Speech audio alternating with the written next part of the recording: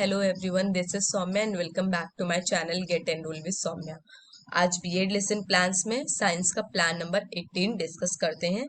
Let's start. आज का प्रकरण है, टॉपिक है दाब। तो दिनांक, विषय, प्रकरण एवं कक्षा चक्र अवधि लिखते हुए पाठ योजना की शुरुआत की जाती है। सामान्य उद्देश्य विषय से संबंधित लिखा जाता है और विशिष्ट उद्देश्य प्रकरण से संबंधित लिखकर पाठ योजना की स्टार्टिंग करते हैं। समान उद्देश्य में विज्ञान से रिलेट करते हुए हमने लिखा है कि बच्चों में विज्ञान विषय के प्रति रुचि जागृत करना, छात्रों में तर्क शक्ति का विकास करना, छात्रों में वैज्ञानिक दृष्टिकोण का विकास करना, छात्रों की कल्पना शक्ति का विकास करना एवं छात्रों को विज्ञान के अनुप्रयोगों के बारे में बताना। इसी तरह विशिष्ट उद्देश्य में प्रकरण से संबंधित उद्देश्य लिखे जाते हैं, जैसे ज्ञानात्मक, बच्चे दाब की जानकारी प्राप्त करेंगे। बोधात्मक, बच्चे दाब के सूत्र तथा मात्रक की जानकारी प्राप्त करेंगे। संश्लेषणात्मक, बच्चे दाब की गुण धर्मों तथा अनुप्रयोगों की जानकारी प्राप्त करेंगे। विश्लेषणात्मक, बच्चे दाब की जानकारी पाकर दाब का निष्कर्ष निकाल सकेंगे। एवं क्रियात्मक, बच्चे दैनिक जीवन में दाब के प्रयोग से परिचित हो सकेंगे। सहायक सामग्री, आपने जो जो चीजें यूज की हैं वो हैं आपकी चौक, डस्टर, चार्ट, शामपट आदि। इसके अलावा भी अगर कोई चीज यूज की गई है, कोई मॉडल यूज किया गया है, तो वो भी यहाँ पर मेंशन किया जा सकता है। पूर्व ज्ञान, मतलब बच्चों को इस कंटेंट से क्या रिलेट करते हुए क्या बेसिक नॉलेज है, तो आपने यहाँ पर लिख दिया कि बच्चे गुब्बारे तथा पतंग की सामान्य जानकारी रखते हैं। प्रस्तावना प्रश्न, मतलब इंट्रोडक्टरी क्वेश्चंस, आपको कुछ क्वेश्चन पूछना होता है और बच्चों के रिस्पॉन्स से रिलेट करते हुए चैप्टर का नेम लाते हुए उद्देश्य कथन बोलना होता है। जैसे यहाँ पर पहला क्वेश्चन है, बच्चों आप हवा से क्या उड़ाते हैं? आप हवा में क्या क्या उड़ाते हो? तो हम हवा में गुब्बारे व पतंग उड़ाते हैं। गुब्बारे में क्या भरा होता है? गुब्बारे में हवा, वायु भरी होती है। यहीं से रिलेट करते हुए नेक्स्ट क्वेश्चन की वायु गुब्बारे में जाकर क्या करती है? तो वायु गुब्बारे में जाकर गुब्बारे को फैलाती है। वायु गुब्बारे में जाकर गुब्बारे को कैसे फैलाती है? समस्यात्मक प्रश्न, बच्चा जवाब दे भी सकता है और नहीं भी दे सकता है। तो यहाँ पर आप उद्देश्य कथन बोलते हुए बोलेंगे कि बच्चों आज हम लोग दाब का विस्तार पूर्वक अध्ययन करेंगे। ऐसा कहते हुए आगे बढ़ना है। और अब आते हैं हम प्रस्तुतिकरण पे। यहाँ पर एक प्रेजेंटेशन की फॉर्म में बताया गया है कि आपने कौन सा शिक्षण बिंदु, मतलब कौन सी हेडिंग सेलेक्ट की, आपकी क्या क्रिया रही एज अ टीचर पीपल, आपने क्वेश्चन किया या स्पष्टीकरण किया, और अगर क्वेश्चन किया तो कौन से क्वेश्चन किए, और स्पष्टीकरण किया तो आपने स्पष्टीकरण में क्या क्या बोला। नेक्स्ट है आपका छात्र प्रतिक्रिया, कि बच्चों का क्या रिस्पॉन्स रहा, आपके क्वेश्चन का क्या जवाब दिया, या आपने जब स्पष्टीकरण दिया तो उस तरह से उन्होंने क्या रिस्पॉन्स दिया। शिक्षण विधि मेंशन करनी होगी और एंड में आपको शामपटकार दर्शाना होगा। तो यहाँ पर पहला शिक्षण बिंदु, मतलब पहली हेडिंग आपने सेलेक्ट की कि दाब की परिभाषा। अब इसमें आपको एक या दो क्वेश्चन पूछने हैं, जैसे घरों में कपड़े टांगने के लिए क्या लगाना पड़ता है? तो उत्तर मिला कि घरों में कपड़े टांगने के लिए कील लगानी पड़ती है। दीवार में कील ठोकने के लिए क्या करना पड़ता है? दीवार में कील ठोकने के लिए बल दाब देना पड़ता है। विधि है हमारी प्रश्नीकरण, क्योंकि प्रश्न पूछते हुए आपने बच्चों से उत्तर की अपेक्षा रखी। नेक्स्ट स्पष्टीकरण पे आते हैं। तो स्पष्टीकरण के रूप में आपने लिखा कि किसी सतह की इकाई क्षेत्रफल पर लगने वाले अभिलंब बल को दाब कहते हैं, या किसी सतह के एकांक क्षेत्रफल पर लगने वाले बल को दाब कहते हैं। विद्यार्थी ध्यान पूर्वक आपकी बातों को और आपके स्पष्टीकरण को सुन रहे थे, बस समझने की कोशिश कर रहे थे। विधि व्याख्यान हो गई, क्योंकि आप बच्चों को समझाने की कोशिश कर रहे हैं। शामपटकार में बहुत कम शब्दों का इस्तेमाल करते हुए आपने दर्शाया कि दाब क्या है? सतह के एकांक क्षेत्रफल पर लगने वाला बल।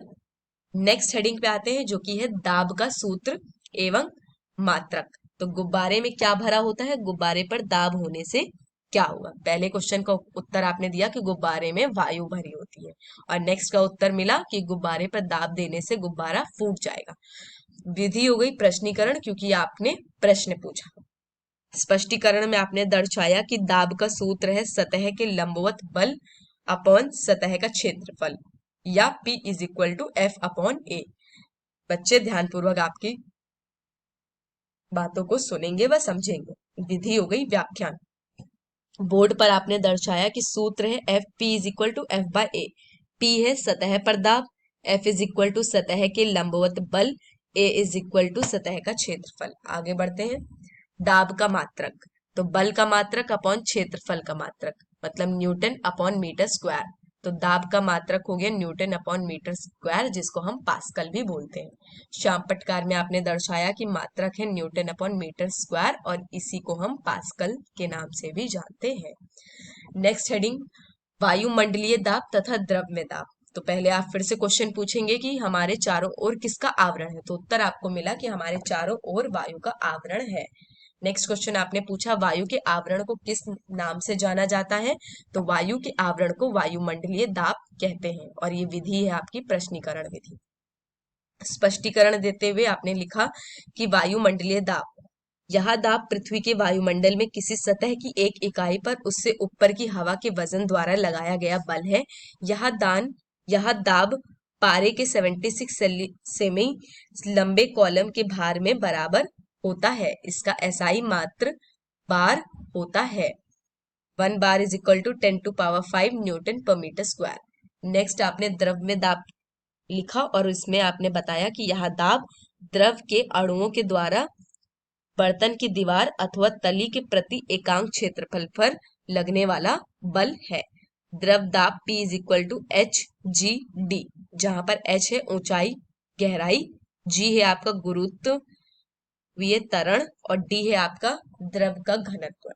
छात्र ध्यानपूर्वक आपकी चीजों को सुनेंगे। व्याख्यान विधि हो गई। और नेक्स्ट आपने शामपटकार में दर्शा दिया कि वायुमंडलीय दाब का मात्रक है बार, और 1 बार is equal to 10⁵ newton per metre square है। फिर द्रव में दाब आपने बता दिया कि इसका फॉर्मूला है P is equal to H G D. H है आपका ऊंचाई व गहराई, G है आपका गुरुत्वीय त्वरण, और D है आपका द्रव का घनत्व।